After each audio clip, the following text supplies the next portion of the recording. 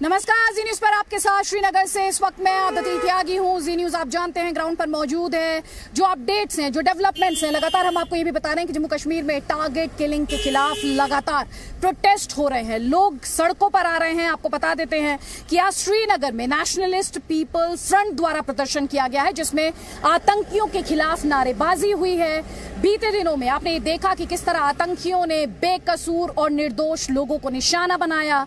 16 दिनों में 11 सिविलियंस को, स्थानीय नागरिकों को मारा गया और उसके बाद से ही एक तरफ सिक्योरिटी फोर्सेस का ऑपरेशन है। आप जानते हैं सेना प्रमुख जनरल नरवणे जम्मू में हैं, वो जो फॉरवर्ड एरियाज हैं उनका दौरा कर रहे हैं। इसके अलावा जनरल पांडे एलएसी को लेकर उनका भी बयान आया और गृह मंत्री अमित शाह 23 तारीख को जम्मू कश्मीर आ रहे हैं। तो बहुत सारी मीटिंग्स के राउंड्स चल रहे हैं और बहुत सारे डेवलपमेंट्स हैं। हमारे साथ इस वक्त केंद्रीय मंत्री जनरल वीके सिंह हैं। जनरल वीके सिंह जी, बहुत बहुत स्वागत है सर, आपने जी न्यूज के लिए वक्त निकाला है। मेरा पहला सवाल, आज देश एक former chief of army staff को भी सुनना चाहता है और देश आज एक केंद्रीय मंत्री को भी सुनना चाहता है और देश आज एक राजनेता को भी सुनना चाहता है। मेरा पहला सवाल सर आपसे, करीब आप आए थे पिछले महीने यहां पर जम्मू कश्मीर में, जो कुछ बीते दिनों में हुआ है, अक्टूबर 2 से जो कुछ हुआ है, क्या उसने आपको सरप्राइज किया है, शॉक किया है? आपका कमेंट सर। देखिए आरती जी, पहली चीज, इतने दिनों से शांति थी, लेकिन जो लोग वहाँ पर रहते हैं कश्मीर के अंदर, अगर उनसे बातचीत की जाती तो कहीं ना कहीं कुछ ना कुछ इस चीज़ का अंदेशा था कि कुछ लोग बात करेंगे, क्योंकि आईएसआई जो इन सब चीज़ों को कराती है पाकिस्तान से, वो चुपचाप बैठने वाली नहीं है। और मुझे लगता है कि अफ़गानिस्तान के बाद उनको एक ऐसा लगने लगा कि अब सही टाइम है कि हम कुछ ना कुछ चीज़ शुरू करें। और ये जो विकल्प चुना गया है कोई नई चीज़ नहीं है। इसको पहले कोशिश की गई थी, अगर आपको याद होगा, ग्रेनेड फेंके जाते थे, सिक्योरिटी फोर्सेस ने वो बंद कराए, पत्थरबाजी शुरू हुई, कुछ और चीज़ें शुरू हुई, और अब एक दहशत फैलाने की कोशिश है, टेरराइज करने की कोशिश है कि उन लोगों को टारगेट किया जाए जो बिल्कुल ही असहाय हैं। गोलगप्पे बेचने वाला, मजदूर, जिसको किसी चीज़ से कोई मतलब नहीं है, वो सिर्फ वहाँ पे काम करने के लिए आया है, ताकि ऐसे लोगों को जब आप मारते हैं तो एक संदेश देना चाहते हैं कि नहीं, ये हम तो जो भी बाहर से आए हैं, जो यहाँ के नागरिक नहीं हैं या जो दूसरे धर्म के हैं, उनको हम मार रहे हैं। और आप इसके द्वारा एक ऐसा संदेश देना चाहते हैं कि लोग बाग यहाँ से पलायन करने लगें, ज़्यादा इसके ऊपर बातचीत हो, अलग अलग बड़ी बड़ी डिबेटें चलें और माहौल को ख़राब किया जाए। तो मैं दो चीज़ें मानता हूँ। पहली चीज़, कोई नई चीज़ नहीं है, इस चीज़ को कंट्रोल किया जा सकता है और हमारे सिक्योरिटी फोर्सेस, मुझे पूरा भरोसा है कि इस समय वो सब कर रहे होंगे ताकि ऐसी चीज़ें ना हो। दूसरा, हमें आईएसआई के गेम प्लान पर नहीं खेलना है, ज़्यादा इन चीज़ों को तूल नहीं देना है, हमें वो नहीं करना है जिससे लोगों के बीच में इस टेररिज्म का फर्क पड़े कि जी यहाँ से चल पड़ो। ऐसा कुछ नहीं, जो जहाँ पर है वो डटा रहे, जो जहाँ पर है वहाँ पर मुकाबला करे। सिक्योरिटी फोर्सेस उनके साथ खड़े हैं और मुझे पूरी आशा है कि हम इस आईएसआई के प्लॉट को जल्दी फेल करेंगे। जनरल सर, आपने बहुत इंपॉर्टेंट बात की, आपने कहा कि इसमें कुछ नया नहीं है, क्योंकि हम लगातार जो डिस्कशन करें अपने आप में एक बहुत इंटरेस्टिंग ऑब्जर्वेशन है, और खास तौर पर जब ये former chief of army staff से की तरफ से आती है, टारगेटेड किलिंग को लेकर बहुत ज्यादा चिंता और कंसर्न जाहिर किया गया है। जो हम डिफेंस एक्सपर्ट से बात कर रहे हैं वो ये कहते हैं कि ये हाइब्रिड वॉरफेयर है और ये अपने आप में एक बड़ा चैलेंज है।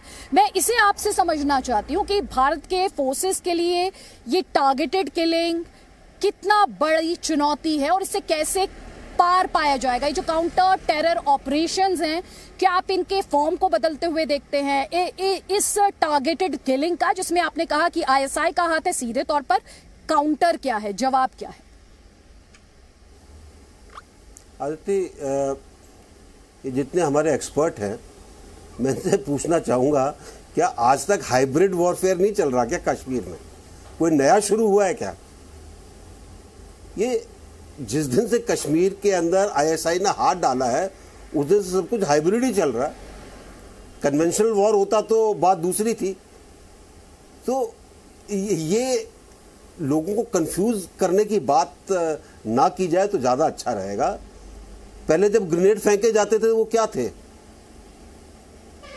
वो भी टारगेटेड थे ना, लोगों के बीच में दहशत फैलाने के लिए थे। अब आप देख रहे हैं कि लो कॉस्ट ऑप्शन क्या है? एक पिस्टल दे दो किसी को, उसको बोलो देखो वहां पे एक मजदूर काम करता है, उसको जाके मार के भाग जाओ, पिस्तौल को छिपा देना, तुम्हारे पैसे तुमको मिल जाएंगे। कुछ नहीं बदला है मेरे ख्याल से। I feel we should not get unnecessarily confuse.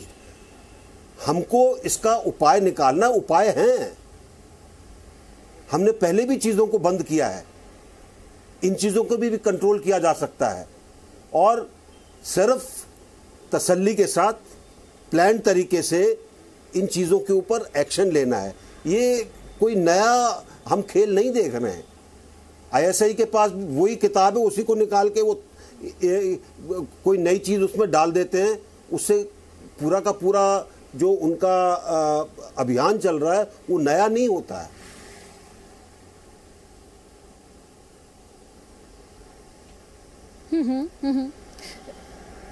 ये आपने शुरू में अफगानिस्तान का जिक्र किया था, क्या ये माना जाए जो मौजूदा हालात है, ये खासतौर पर जो अक्टूबर से ये जो टारगेटेड किलिंग का ट्रेंड है, ये फॉल आउट अफगानिस्तान का है?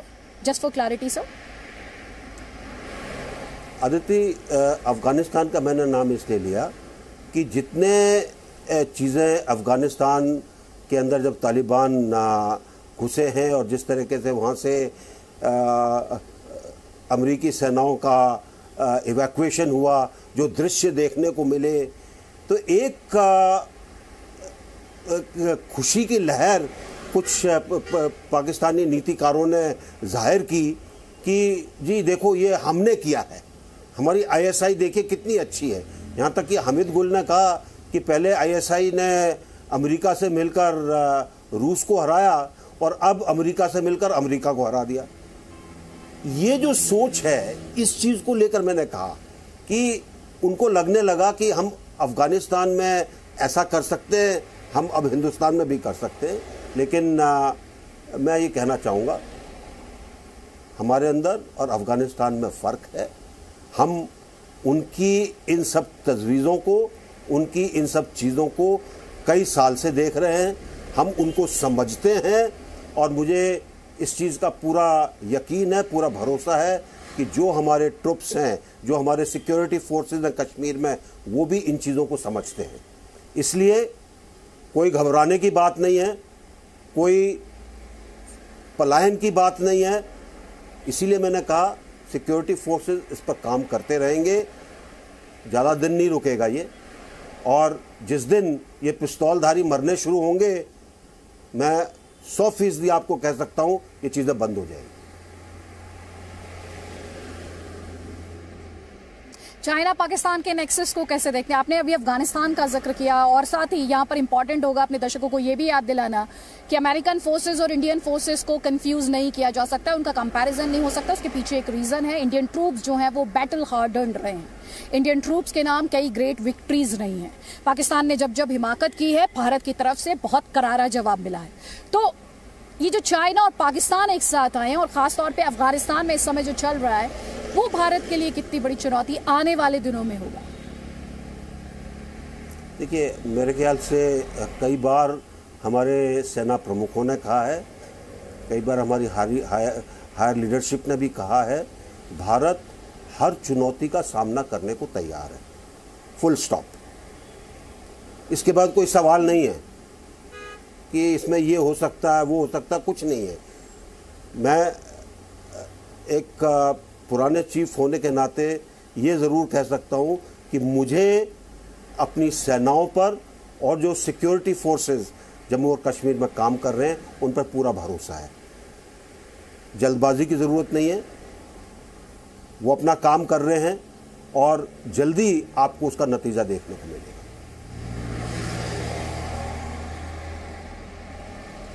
आप जल्दी नतीजे की बात कर रहे हैं, लेकिन जो अभी तक खुलासे हो रहे हैं उसमें आईएसआई द्वारा जो नॉन लोकल्स हैं, जो नॉन कश्मीरीज हैं, बाकायदा यहाँ पर आतंकियों को एक इंस्ट्रक्शन की बात की जा रही है कि आप नॉन लोकल्स को निशाना बनाइए, नॉन कश्मीरीज को निशाना बनाइए। और जब ऐसे लोगों में सुरक्षा का भाव जताना हो सर, जनरल सर, आपसे बेहतर कौन जानता है कि वो एहसास और वो भरोसा जगाना एक चैलेंजिंग सिचुएशन, एक चैलेंज होता है। क्या आप मानते हैं कि मौजूदा हालात चैलेंजिंग है? देखिए, चैलेंजिंग, हर हालात चैलेंजिंग होता है। हर नई चुनौती जो आती है उसका मुकाबला करने के लिए आपको एक नई तजवीज़ बनानी पड़ती है। अगर आप यही सोचते रहें कि दुश्मन जो है हमेशा वही चाल चलेगा तो वो गलत फहमी होगी। वो नई चाल चलेगा, आपको उसके आगे निकलना है, आपको उसके आगे सोचना है। और इसके अंदर आपने उन लोगों के ऊपर निगाह रखनी है जिनको हम कहते हैं कि ये स्लीपिंग सोर्स है, ये अंडरग्राउंड या ओवरग्राउंड वर्कर है जो कि बैठा हुआ है। ये वो लोग हैं जो मौके का फ़ायदा उठाकर चीज़ों को बढ़ाना चाहते हैं अपने राजनीतिक फ़ायदे के लिए। ऐसे लोगों के ऊपर भी निगाह रखने की ज़रूरत है। ये जैसे मैंने आपको कहा, जो हमारे फोर्सेस वहाँ पर हैं, जो हमारे लोग बाग इस समय कश्मीर के अंदर काम कर रहे हैं, जो हमारी लीडरशिप वहाँ पर है, वो पूरे तरीके से इन चीज़ों को समझती है और उनको अपना काम करने दीजिए। हमारे यहाँ दिक्कत क्या होती है, एक चीज़ होती है, हम कहते हैं अरे इतना हो गया, अब ये क्या कर रहे हैं। ऐसे नहीं होता है। हर चीज़ को करने में समय लगता है। हर चीज़ के ऊपर जब सही टाइम पर जब आप एक्शन लेंगे तो एक्शन सक्सेसफुल होगा। वैसे ही अगर आप कूदते रहेंगे तो सक्सेसफुल नहीं होने वाला। ठीक, जनरल सर, आप उनसे क्या कहेंगे जो आतंकियों के हमदर्द हैं? आप उनसे क्या कहेंगे जो कहते हैं मौजूदा हालात जो हैं 370 हटाने का नतीजा हैं?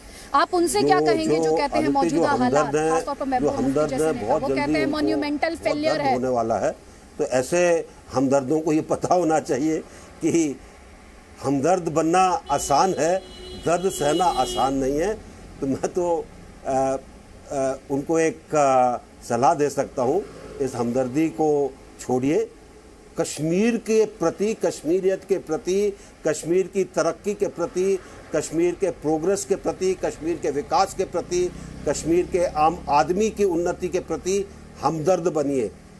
ये दहशतगर्द और आईएसआई चंद चांदी के टुकड़े आपको देंगे और उसके बाद आपका भक्षण करेंगे। इनको छोड़िए, कश्मीर के बारे में सोचिए, कश्मीर के बाहर मत सोचिए।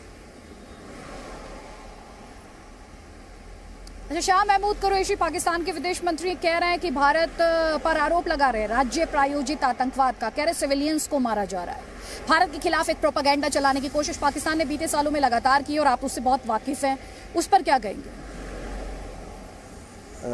आदित्य, पाकिस्तान की फितरत है और वहाँ के कुछ नेताओं की फितरत है उल्टी सीधी बात करना। उस पर ज़्यादा समय जो है बर्बाद करने की ज़रूरत नहीं है। ऐसे लोग फालतू बोलते रहेंगे, उनको बोलते रहने दीजिए, कोई उससे मतलब नहीं है। हमें अपना काम करना है। आप आज कश्मीर में हैं, आपने आम आदमी की हालत देखी है। मैं भी कुछ दिन पहले कश्मीर गया था, मैं भी वहाँ पे काफ़ी जगह पर घूमा। मैं कोकरनाग के अंदर रात को रुका। जब लोगों से बात करते हैं तो पता चलता है कि हालत क्या है, लोग बाग किस चीज़ से खुश हैं, किस चीज़ से खुश नहीं है। ज़्यादातर वहाँ के लोग हैं वो चाहते हैं कि कश्मीर की तरक्की हो, विकास हो, डेवलपमेंट हो। जो लोग उनको अब तक लूटते रहे उनको दोबारा मौका ना मिले लूटने का। तो जब हालात इस तरह के हैं उसके अंदर कोई ना कोई अड़ंगा डालेगा। आईएसआई कर रही है, कुछ उनके हमदर्द हैं जो कि इस तरफ बैठे हैं, वो भी उनको मदद करते हैं। तो ऐसे लोगों को जल्दी उसका फल मिलेगा, ये सोचकर हमें आगे बढ़ना चाहिए। सर मेरा लास्ट क्वेश्चन है, भारत और पाकिस्तान का मैच होने वाला है। एज अ फौजी आपने बहुत कम शब्दों में बात की है, आप जिंगोइज्म में भी नहीं गए। इस मैच को जानना चाहती हूँ, मैच पर आपका रिएक्शन चाहती हूँ। आप चाहते हैं मैच हो एक फौजी के तौर पर, केंद्रीय मंत्री के तौर पर? आपकी आवाज साफ नहीं आ रही, आपकी आवाज साफ नहीं आ रही, जरा दोबारा बोलिए। मेरा आखिरी सवाल सर आपसे ये, एक फौजी के तौर पर, एक केंद्रीय मंत्री के तौर पर नहीं, आप चाहते हैं भारत और पाकिस्तान का जो मुकाबला है वो होना चाहिए या नहीं होना चाहिए मौजूदा हालात? पाकिस्तान की मुकाबला करने की हैसियत कहाँ है? एक देश दिवालिया हो रखा है, लोग बागों के पास खाने के लिए चीज़ नहीं है, लोग हर चीज़ महंगाई आसमान को छू रही है, चारों तरफ आप वो कटोरा लेकर घूम रहे हैं कि हमको कोई भीख दे दो। पाकिस्तान इस हालत में है क्या? तो मैं तो एक ही चीज़ बोल सकता हूँ कि पाकिस्तान के जो हुक्मरान हैं थोड़ा अपने अंदर झांक कर देखें, जितना वो उल्टा सीधा काम करेंगे उससे उन्हीं के देश को नुकसान होगा।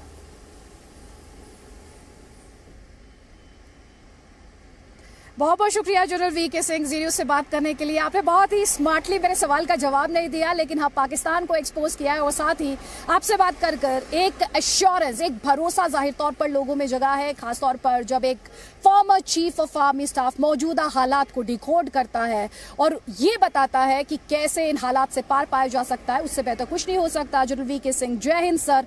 जी न्यूज़ पर खबरें जारी हैं, आप रहिए हमारे साथ। Presenting V News app, available on Google Play and App Store. Download it now.